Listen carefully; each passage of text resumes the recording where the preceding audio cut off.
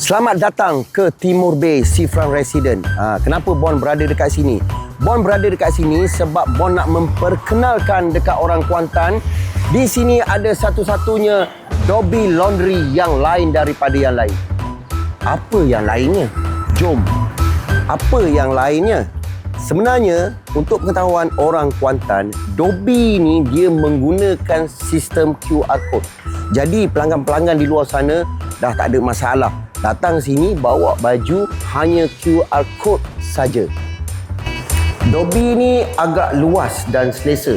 Walaupun kita nampak dia minimal, tetapi dekat sini pelanggan-pelanggan boleh duduk sementara nak tunggu pakaian basuh dan kering. Dan sini juga kita ada Wi-Fi dan ada CCTV. Jangan risau.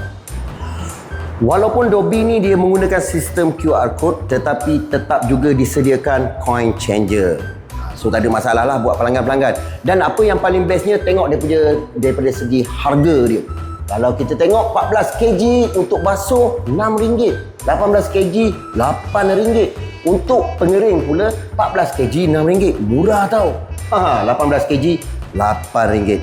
Jadi kita nak tengok macam mana gayanya nak guna QR Code tu. Mudah saja.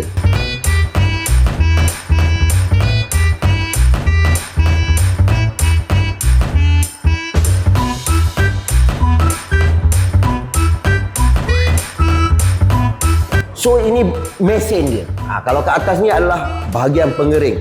Ini semua 14 kg tau. Ini 14 kg dan bahagian tak akhir ni adalah 18 kg. Manakala untuk basuh adalah di bahagian bawah.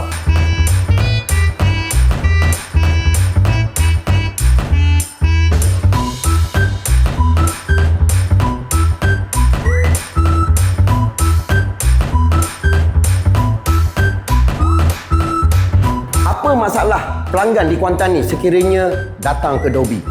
Okey, masalah dia kalau pelanggan-pelanggan sakit perut ataupun nak kencing, buang air kecil ataupun buang air besar. Istimewanya di Dobby Laundry Timur Bay ni, dia ada tandas. Jangan risau, tandas sentiasa berkunci.